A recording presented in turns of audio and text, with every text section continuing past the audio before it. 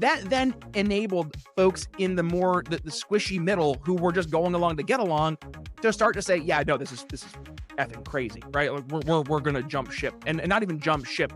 We're just gonna stop pretending that this is okay and accepted discourse. So I say to this video, thank you, David, and thank you, Crazy Lady, for jumping in and showing exactly why the left lost in 2024. Instead of focusing on winning arguments, we're teaching the basic fundamentals of sales and marketing and how we can use them to win in the world of politics, teaching you how to meet people where they're at on the issues they care about. Welcome to the Brian Nichols Show. Well, hey there, folks. Brian Nichols here on another fun-filled episode of the Brian Nichols Show. Really looking forward to today's conversation. A little bit different of an episode. We're going to go ahead and instead of just doing a week in review with my good buddy Remzo Martinez, I have 4 videos we're going to share with you today. A couple of them over the past week. I think one of them is maybe a month or so old. And then a little bit of just housekeeping here. What's been going on at the Brian Nichols Show? Brian, where have you been? I know we haven't been doing 3 episodes a week as we were doing before the new year. So give you a little peek behind the curtain, what's going on there, what's going on for the future of the Brian Nichols Show, and all that and more. But we're going to go ahead and jump right into today's episode. And first, we're going to check out this video that really encapsulates where I think a lot of the left finds themselves today, predominantly losing their mind. And it's not even losing their mind over like stuff that I would get it. Like, yeah, I understand you're losing your mind because you're losing control, but just people freaking out for the sake of freaking out. And with that, really, they're channeling this freak out at people who are embracing what Donald Trump and Elon Musk have been doing to these federal bureaucracies. And there's this one video that is very, very telling, not only in terms of how the lady who is the subject of this video reacts to seeing a guy wearing a hat that she thinks might be questionable, but also I think the response that this young man has, and I say young man, he's probably my age, but he has to this lady, something that we can all learn quite a bit from. So we're going to go ahead, check out this video really quick. I'll sprinkle in some commentary here, and then we'll reconvene afterwards. Let's go ahead and take a listen really quick. Hey. Why do you get so emotional though? Stop. Let's just have a conversation. We need to weed out. Yeah, It's free speech. Yeah, absolutely. Oh, we're talking. It's good. All good. You wanna give your thoughts? So just for context for the video listener, or rather to the audio listener, because we are watching a video here. If you want to check out the video, head over to YouTube, head over to Twitter, wherever it is that you consume your video content. We're going to upload the entire video episode of the show here over there. But just for setting the stage here for the audio listener. So there's this gentleman who's wearing, it looks like a black toque, and he's interviewing an older gentleman who's wearing this navy blue quarter zip. And all of a sudden, this older, I would say, probably in her early 60s, some age frame of that, this old lady, I'm going to call her an old lady just for the sake of the conversation today. You're in your early 60s. You're not old. Okay. But we're looking at this video here. This old lady jumps into the frame, and she's trying to interrupt this interview that this man is doing with the older gentleman. So let's just go ahead, just continue the video. But that's the stage here that we're setting for this actual interaction. It's just the U.S. flag with the hunter stuff. It's the hunter's. By the way, just again for the audio listener, he actually takes a picture of what he's wearing on his hat. So if you are watching here on YouTube, you'll see it's an American flag, but instead of where like the stripe should be relative to the stars, it's like animal heads, right? Which take that conversation and have that conversation like, that's desecration of the flag, whatever. I don't care. But that's what this lady's freaking out over, right? Is this guy's hat. Just so we're all on the same page here. No, it's not. It's no political. I promise. It's not political. I promise. This is just a brand. Why are you wearing it? What's cool? So it's Cabela's. You never heard of Cabela's? Oh yeah. It looks political, she says, right? And by the way, just to set the stage again, that is where this lady's coming in. And I think this is where a lot of folks are entering into the conversations today, is they're looking for something to be upset about. Well, that looks political, right? That was her first reaction to this guy. Not to go on the side of, oh, maybe I'm wrong. Let me just be genuinely curious. Ask him, what's this happen? Leading in with, you're being political. I'm looking for you being political, and I'm going to attack you because of politics. That is absolutely spot on when he called this out here. But just I mean, you'll see how this continues. It's wild. Yeah. So like this, I've also seen the flag used in ways that's very disrespectful. okay, And my parents were both World War II. I can see that. I Yeah. think it's a symbol, and I think you're trying to make a statement. I promise you I'm not. I just honestly I got this as a gift. Oh, honey. I promise you. Oh. Wait, hold on. Let me see what's Oh, on it. you're so innocent. Yeah, I mean it's got geese and elk. I mean, this is what Oregon's about. It's kind of like an Oregonian thing. You don't like that? Oh, Give me I a don't break. think. Hold on. You act like Give me a break. you act like I have Trump's face on here or something. This is just a hunting Oh, thing. you're so innocent. You're so innocent. And by the way, again, it's this condensation. I always say condensation. I know that's not right because that's water when it hits the window and it starts to drip down. It's condescending. There we go. Condescending tone. Condensation. Condescending tone that she has here. And it is this holier than thou, like, how dare you? Like, you're lucky that I'm even talking to you. Oh, honey, you're so innocent, right? Like, just that mentality. And by the way, that is exactly what lost in 2024. It was this lady's mentality. It was the alphabet gang's mentality. It was, as Remzo and I have talked about here, this theater kid mentality. These all lost at the ballot box in 2024. And a lot of the folks in the left cannot come to grips with that. And apparently this lady is representing a bunch of folks who are in that camp. Honey, come on. Give me a break.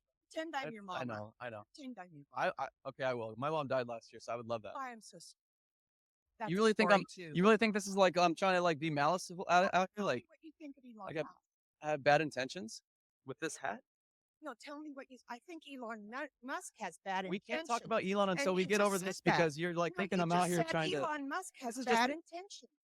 Thank you. I totally agree. You- Have a great day. You know what? Elon Musk should be president in 2028. What do you think about that? I think that Elon Musk has no skills and no ability. Well, he's the richest. He's going to say this, right? He's the richest man in the world. He has no skills. He has no abilities. That is what this lady enters into the conversation with a preconceived notion of who Elon Musk is so that it fits her priors, right? He has no skills. He has no abilities. The richest man in the world who has built a handful of top tier companies, of which this gentleman's going to mention, Tesla, SpaceX. He was one of the early investors over at PayPal. He's got the Boring Company. He's got Starlink, Twitter, now X, right? Please stop pretending that Elon Musk isn't successful, right? Like whenever I hear somebody go in with this mindset, you can tell they have nothing. They have absolutely nothing of value to bring to a conversation because they're just going on what they've been programmed. This is the NPC, the non-playable character mentality, right? This is my coding. I've been told that he is bad, and therefore when he's bad, to attack him, we call him, he has no skills, he has no ability. Okay, that's my coding. Go into battle, right? That's the mentality, tried and true. And this is what we're seeing carry over this lady. But the problem is, right, that coding only worked when other folks are playing the game. And 2024 showed that when enough people say, we're not playing your stupid little game anymore, all of a sudden that coding doesn't work when it's actually leveraged in real life. And this is something that this lady obviously has not learned yet. And I pray that more folks like her continue this mentality because this will only insulate the continued victories that we saw in 2024 from the, I would say, predominant right, both conservative, libertarian, moderate, common sense folk out there, right? This will only help strengthen their ability to win in 2026 in the midterms and 2028 as well. But we'll let her continue. Richest man in the world, so he's got some skills. He cheats, he lies, he steals, and he bought a presidency. He has done nothing original other than to create things off of other people's ideas. You think that Elon Musk is Honey, Tesla and are SpaceX? Clear Hold on, as we don't- mud. We don't Oh, we don't have to. Oh, Hey, oh, hey, oh, hey. my heart. why do break my why do you heart. get so emotional though? Stop. Like let's just have a conversation. I I want to think hear what there's- you think, man. I have a.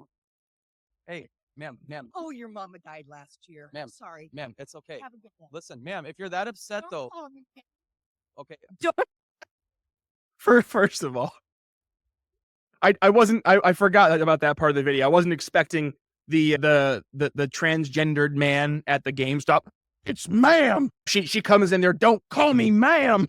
Which is That is the epitome of the left right now. You have biological men pretending to be women at a GameStop saying, "Call me ma'am." And then you have biological women who get mad at the fact that some dude is being respectful and calling them ma'am. It's just, this is the goofball world that we live in. And the fact that the left thinks that that type of mentality, it actually speaks to your average person. It's so great. But number two, right? And this is a greater point that the interviewer, that this gentleman for the video, again, the guy in the khaki jacket here with the black toque, like, he's calling out exactly where so many folks have just lost their way in our political discourse today. And that is just this emotional, hysterical reaction to anybody who disagrees with you. Like, if you've been a long-time listener here of the Brian Nichols Show, you know that we'll have conversations with folks on the show who we disagree with, who we agree with, who will challenge us, who we will challenge. And it's always a respectful dialogue. I will call out goofballs for being goofballs, absolutely. But if a goofball ever wants to try to, like, explain to me, to sell to me why, in fact, being a goofball is the best way to go for it. Like, I'll let you make that argument. I'll let you make that case. But I'm not going to just bend over backwards and say, okay, well, just because you say your truth makes it the truth. And it is the fact that we, on the more common sense side of things, will not validate the world as the left sees that it should be, that creates this emotional outrage.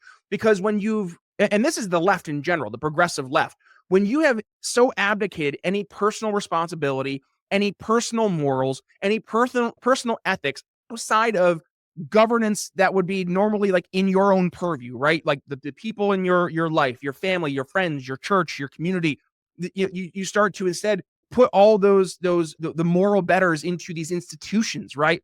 And into the government. All of a sudden, you start to realize, oh no, or it's not even realize, you start to pretend that you are being attacked personally when the institutions you have so confidently and arrogantly deferred to now are being themselves looked at with a skeptical eye.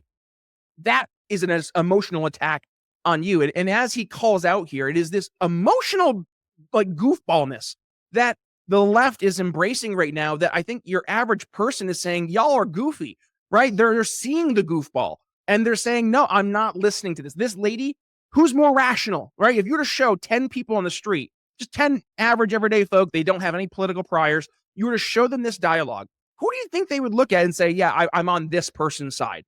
The lady or the guy in the toque? It's not even a question, right? It's the guy in the toque. They would look at him and say, yeah, he's being rational, he's being respectful, and he's actually calling out a very real symptom right now of our culture, and that is this emotional knee-jerk reaction to anything that doesn't go in favor of my political priors, specifically coming from our friends on the left. We're almost done with this video. We'll go ahead and let them bring it home. Don't call me ma'am. Sir? Call me sweetheart. Sweetheart. Whatever you want to be called. Whatever you want to be called. Why are you so upset? Why are you letting politics get you so upset? Like, don't you see that we're just human beings? Seriously. You think completely different from me. I don't think ill of you. You've treated me so disrespectfully right here, and I still don't think less of you. Point your finger. I'm sorry. I didn't mean this. You did certainly mean that. No, I didn't mean that in a disrespectful way. Trump. You want Elon Musk Trump to be just the because I president. have certain political beliefs, you think you're going to treat me like that, is what you're saying. Yes. That's insane to me. That is insane to all of us, David. I guess that's the gentleman who did the interview, David. It is insane. It's absolutely insane. And the fact that he is able to capture that on tape, I'm personally thankful for, David, because the fact that you caught that and you were able to show the actual left's reaction when they're not having an audience of friendlies around them to feel confident in the group, right? And this is where the left really, they used to find their support structure, was in this mentality that I'm saying something that the collective also believes. Therefore, even if I start to say things that are batshit crazy, the collective is afraid to call me out because they believe, the larger collective, that they need to stay on the path and not step out of line to then get the fury fired at them.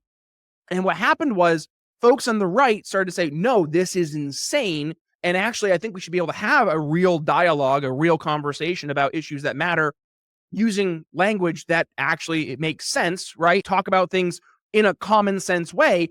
After more and more folks started to speak out from the right, from the more common sense side of things, that then enabled folks in the more the squishy middle who were just going along to get along to start to say, yeah, no, this is effing crazy, right? Like we're gonna jump ship, and not even jump ship.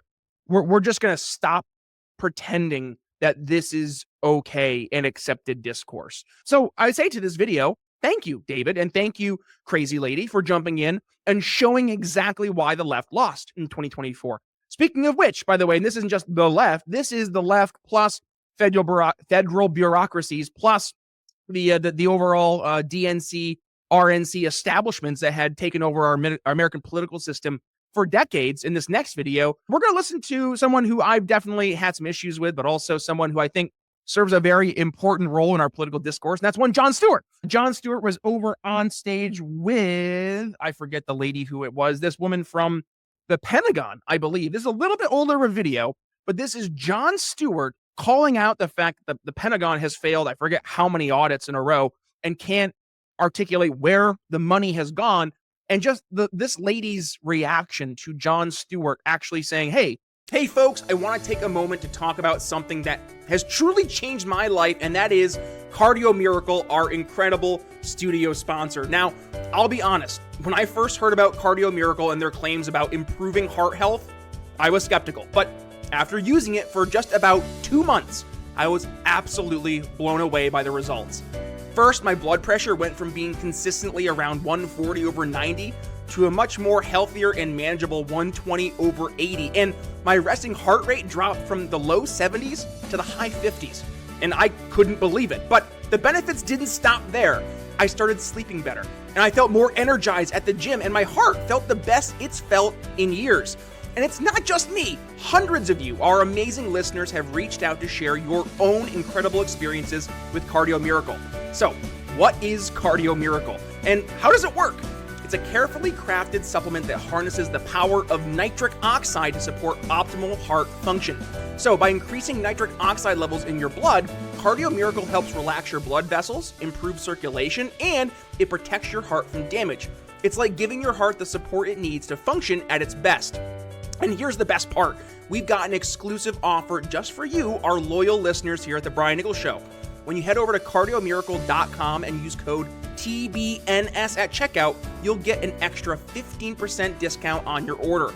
Plus, with their 100% money-back guarantee, you've got nothing to lose and everything to gain. So, if you're ready to take control of your heart health and experience the life-changing benefits of Cardio Miracle for yourself, just click the link in the show notes or video description. Trust me, your heart will thank you. And don't wait another day to prioritize your health. Join the tens of thousands of folks who have already discovered the Cardio Miracle difference. Head to cardiomiracle.com now and use code TBNS for 15% off your order. Your journey to a happier and healthier heart starts today. And now, let's get back to the show. Where's the money, right? And this, by the way, is setting the stage to how we got Doge with Elon Musk looking at all these federal agencies. So let's go ahead and take a listen. If I give you $1 billion and you can't tell me what happened to it, that to me is wasteful. That means you are not responsible. But if you can't tell me where it went, then what am I supposed to think? An $850 billion budget to an organization that can't pass an audit and tell you where that money went, like, I think most people would consider that somewhere in the realm of waste, fraud, or abuse. Because and by the way, her reaction to Jon Stewart even setting the stage here and the uncomfortable giggling, right? You can tell right from the onset that you're not supposed to ask these questions, John. This is the the nudge wink wink mentality we have here in DC. It's not my fault that $1 billion is missing. It's not my fault that I can't explain where these government contracts are going. It's not my fault that we can't pass an audit. No, it just is, right? And this is exactly part of the problem with these Democratic folks in the bureaucracies. And you know what, Brian, get better. It's not just the Democrats, right? This is the Republicans from yesteryear, the Bill Kristols, the Mitch McConnells, the Lindsey Grahams of the world, who Lindsey Graham has seemed to have a come to Jesus moment, which I think the come to Jesus answer for him was either step in line or face a primary in South Carolina, but that's a different conversation for a different day. But all of those political folks from yesteryear, both on the left and the right, and I would say on the left, even up to today, because they are the ones predominantly in the past 4 years who have been leveraging these institutions to basically become big money laundering schemes. And it is this lady's reaction, who I wish I had her name here, that is her reaction that is so representative of the mentality of all of these bureaucrats in DC, that they had this gravy train and it never shut off. It was Oscar from The Office telling Michael why they need to either get a copier or get new chairs with their budget, because once the budget runs out at the end of the year, mommy and daddy are going to see that you didn't need that much money for running the lemonade stand, so they're going to give you less money. So we need to spend the money now. Doesn't matter where we spend it, right? And this is the mentality here. Doesn't matter where we spend it, and how dare you for asking us where we spent it. We did what we had to do, John. Let's take a listen. Because they would wonder why that money isn't well accounted for. But I'm a human being who lives on the earth and can't figure out how $850 billion to a department means that the rank and file still have to be on food stamps. Like, to me, that's fucking corruption. And this video didn't have her reaction, like her solo reaction. I wish it did, because the actual video, and I have to find this, maybe include this in the show notes. The actual video of her reaction is saying, well, that's not my fault, right? That's not our fault. And it just, again, it speaks to how there is such a disconnect between these folks who live in this bubble in DC and the folks that, like, when we live in our own lives and we saw something like this, even on a micro scale in our own personal lives, we would call it out for being corruption, for being fraud, for being waste, fraud, and abuse, because that's what it would be, right? Just because you say, oh, I can't tell you where that money went, right? And she says, well, that's not my fault. And that's not really waste or abuse. That just means we don't know where it went. We can't just trace it from one payment to the next. What? Like, the fact that she can say that with a straight face and think that that's an astute observation, that she's making a rational point, speaks to just how there are folks in this bureaucracy. They have no semblance of what real life actually is. And they pretend as though this monopoly money, it can be spent with no consequences whatsoever. And as a matter of fact, hey, let's spend this money so we can enable our friends and empower our friends, right? Which is, by the way, why so many folks in DC are also freaking out, because now that the spigot of money is turning off, so the slush fund is ending, and they're saying, uh-oh, now what? Now I actually have to, like, do something of value? What?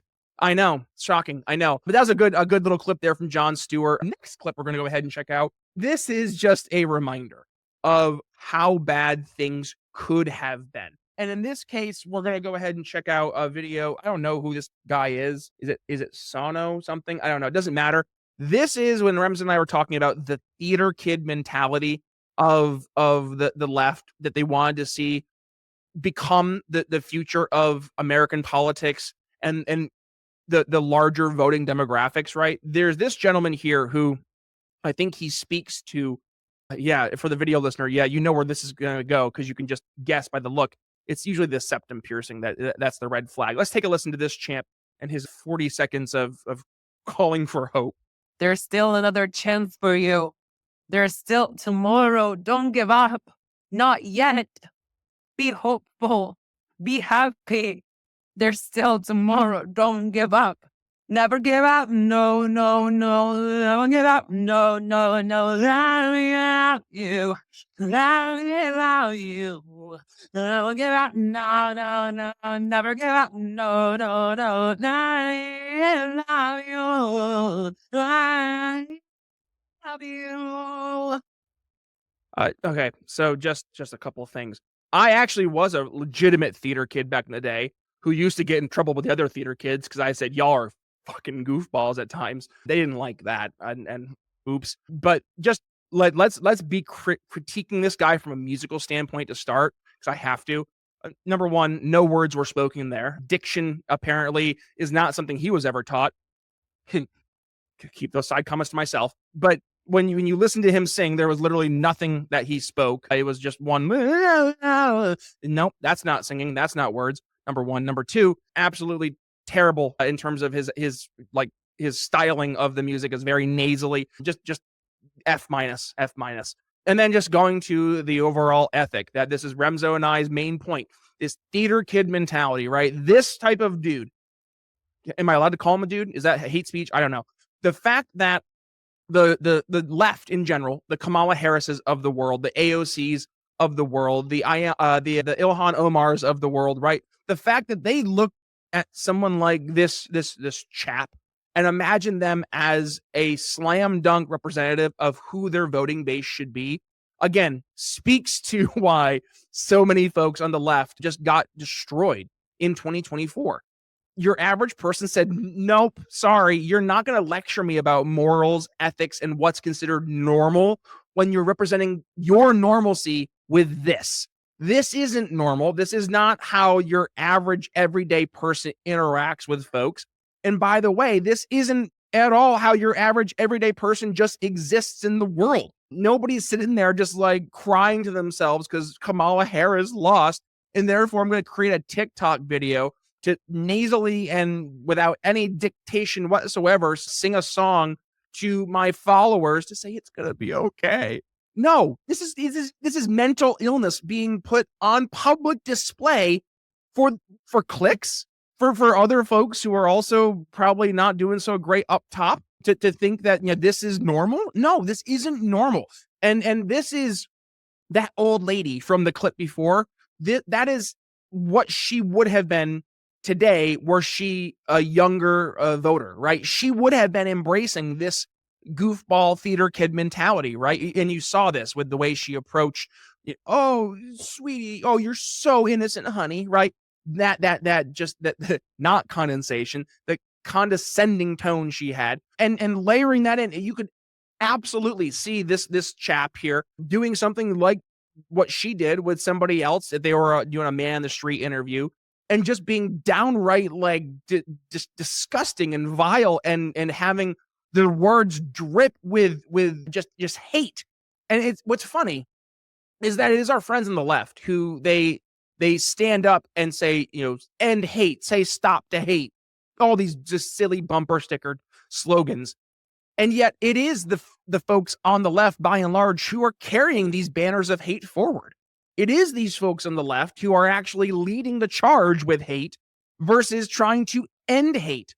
I had a meme, and it was back during the 2024 election, and it was after Trump won, and then people freaking out afterwards on the left. And the caption just said, so I guess those coexist bumper stickers were bullshit, huh? Yup, sure were. And that is exactly the thing that the folks on the right need to realize, is that the folks on the left will lead with this whole coexist, we are one type of mentality. They don't mean it, right? They mean it so long as you echo back their priors. You echo back what they believe. And it's not a matter of, let's make the world one big happy tent. It's, we will make the world one big happy tent, asterisk, asterisk. No Republicans or conservatives or common sensitarians allowed. Okay, that's what we're dealing with. So before we go ahead and finish things up, we do have one other video. So this video is one of my favorite videos. I'm sorry to the audio listener. You gotta go onto the YouTubes to watch this. This is, I'm going to just sit down and shut up for this entire 1 minute and 20 seconds. This caption should tell you all what you need to know of what you're getting yourselves into here. When cars don't stop for protesters. Let's go ahead and take a listen. Just all the folks in the streets thinking that they can just block traffic. And folks in traffic are like, nah. Yeah, you got, oh man, I thought this was that Mercedes? I thought he was going to smoke this guy. No, he's just going to keep going, knock him over. And the guy lays down like he just got run over. Yeah. You got Kathy the Karen here sitting in front of, literally trying to sit on the hood of a car. Sorry, Kathy, you cannot stop a car. And a Chad in the back seat there, telling them to get going. Here you got the and these are all, I say all, you can almost guarantee these are climate activists, right? So we're going to save the world. 2 people are going to push this car back up a hill.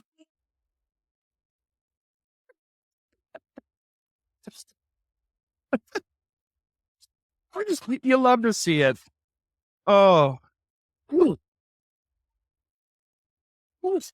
Yeah, your average person is so done with the goofball, which that's something I think we all learned in 2024. If you didn't learn, you definitely learned it at the ballot box.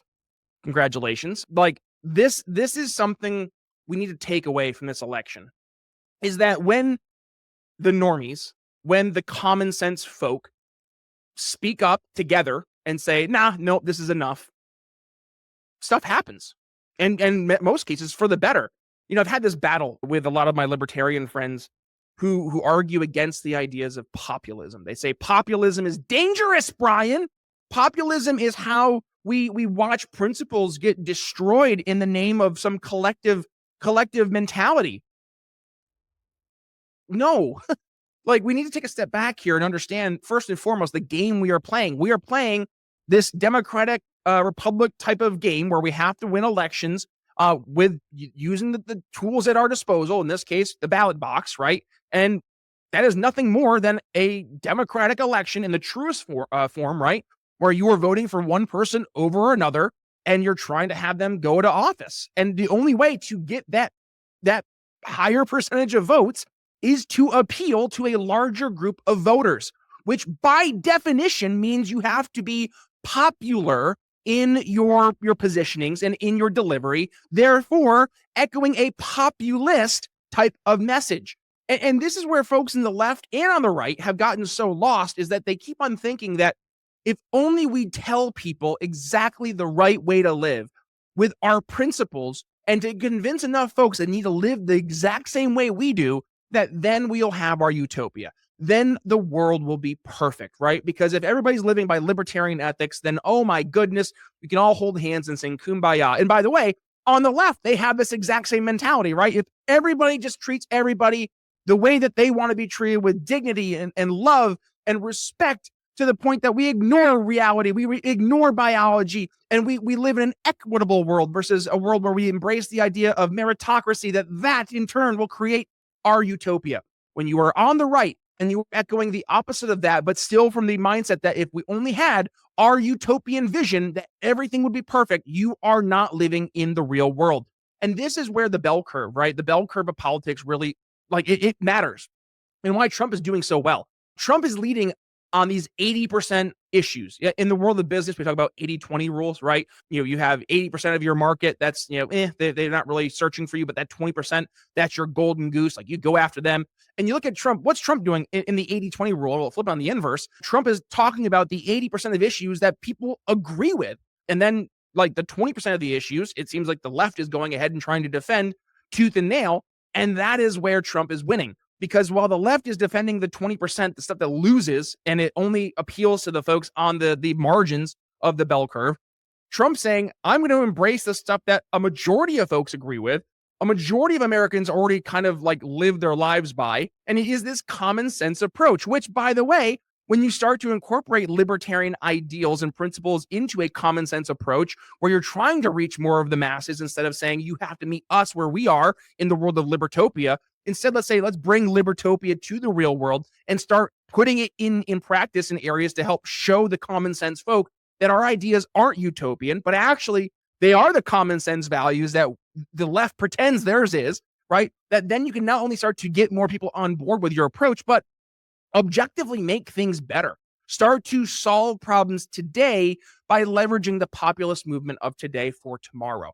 And that is something that I think we can take away, not just from the 2024 election, but now looking forward in terms of where the left is spending their time trying to reframe their messaging and reframe their outreach, to where the right can continue to build upon what they've just accomplished. The Make America Great movement with the Make America Healthy movement, you couple that with a libertarian ethic. Guys, I think that there is definitely something of worth to be built upon here. And to pretend otherwise is to be searching for perfection in the name of idealism versus trying to actually make tangible steps forward. So we're going to go ahead and put a pin in today's week in review. If you want to go ahead and drop off, feel free. Or if you want to learn more about what's coming down the pike here and where I've been over the past month or so, where Remzo's been, stick around. We're going to go ahead and talk about that now.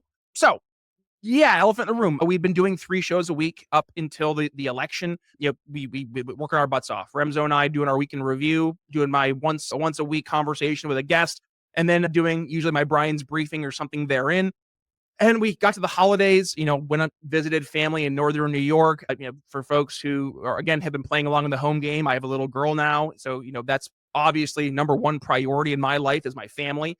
And as I'm kind of looking at the bandwidth, both with the day job, with the side hustles, all that, and then just being a dad, just don't have the bandwidth like I used to put forward, 3 solid episodes a week. I want to do more, but I don't have the bandwidth. So I think what we're going to see happen here for the foreseeable future is we'll do 1 episode a week, ballpark, right? And like, for example, this is this week's episode, no guest interviews here this week. And going forward, I think we're going to probably have something similar, right? I'll do either a guest interview, maybe I'll do a Brian's briefing, or we'll do a week in review. But I don't know if we're going to be able to do all 3. And by the way, like, we went hard in the paint back at the end of the year.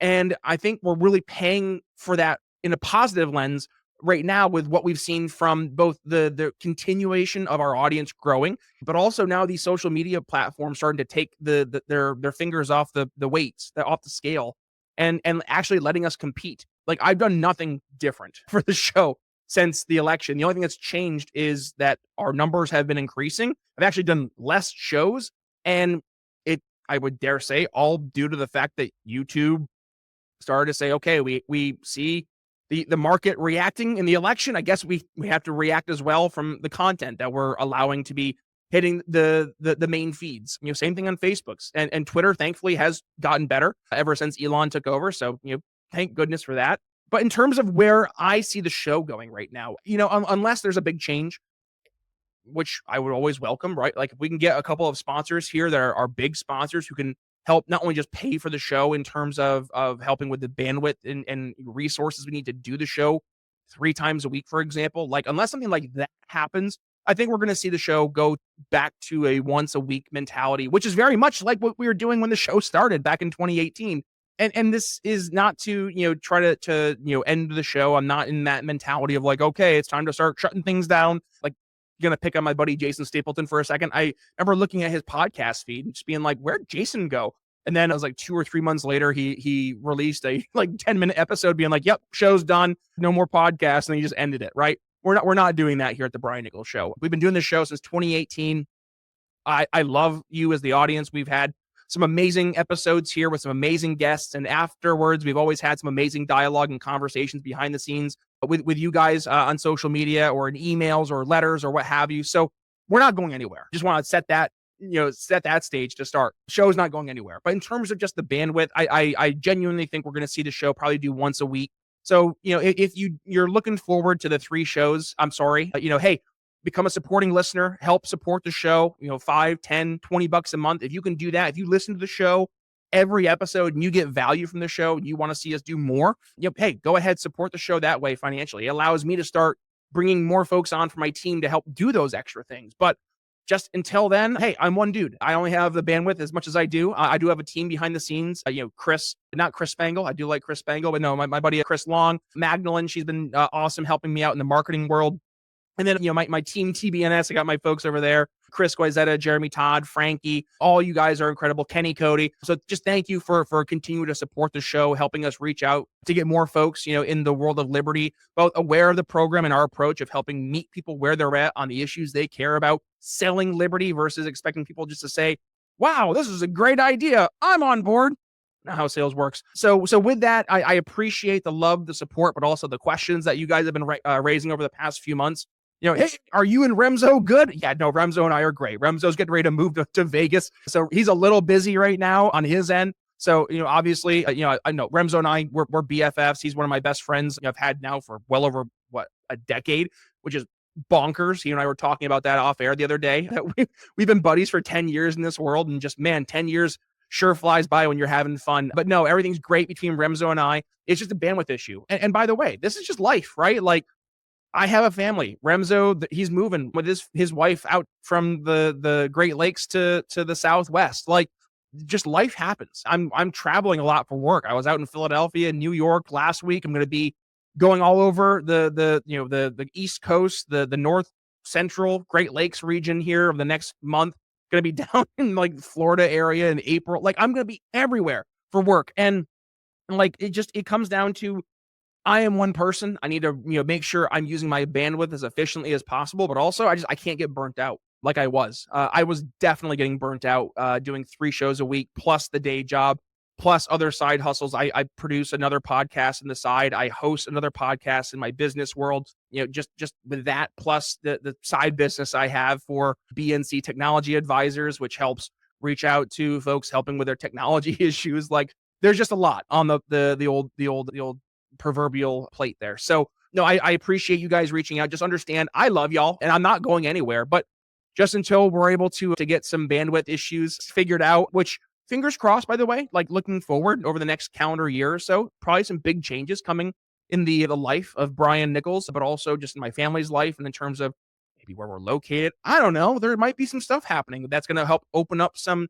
more bandwidth to get more shows back on the books. And by the way, we might do a couple extra episodes here and there throughout the week. So if I get a guest episode in the bank and I say, hey, I can do a weekend review with Remzo on top of that, okay, we'll go ahead and we'll air both. I'm not adverse to that in the slightest. So I say all that. Thank you for sticking around. I know if you're listening to this right now, it's because you actually want to see what's going on with the show and where we're headed. So I appreciate that. But no, with that being said, thank you just for being an awesome, awesome audience. I love and appreciate you guys. And by the way, can't speak to it enough in terms of how our show, like, actually helped push the needle. You look at the work that Remzo and the team over at Citizens United was doing up in the PA Chase, right, to help get Pennsylvania into the red column. That was what we're doing here to help raise awareness, to talk about the stories that matter. We were getting on average between 5,000 to 7,000 views on YouTube, between like 10 and 15,000 for the actual podcast during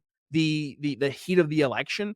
And to see that number continue to increase afterwards, it's pretty darn cool. So just know that you, as a member of the audience, you're helping us reach more people, helping us make a real legitimate difference. And it really does mean the world to yours truly, but also to the amazing team here at AMP America, which you are also supporting. So with that being said, going to go ahead and put a pin in today's conversation. I've been talking quite enough. We're over 40 minutes today of a solo episode. So hopefully you guys got some value from this. This was very much an off the cuff episode. Didn't have any scripts or anything recorded or written out to read off today. It was just a you and me having a heart to heart, going through some fun videos. And if you like these kind of episodes, by the way, let me know. We'll go ahead and do these more in the future. Maybe this will become the standard, right? We'll do this live. I'll Bill O'Reilly it. F it. We'll do it live. Do it live. Classic. I'll wrap up. If you stick around, I'll include that clip of Bill O'Reilly afterwards. All right. I'm going to go ahead and say goodbye. Thank you guys for sticking around today. With that being said, hit the subscribe button on your favorite podcast platform. If you're joining us here live on Twitter today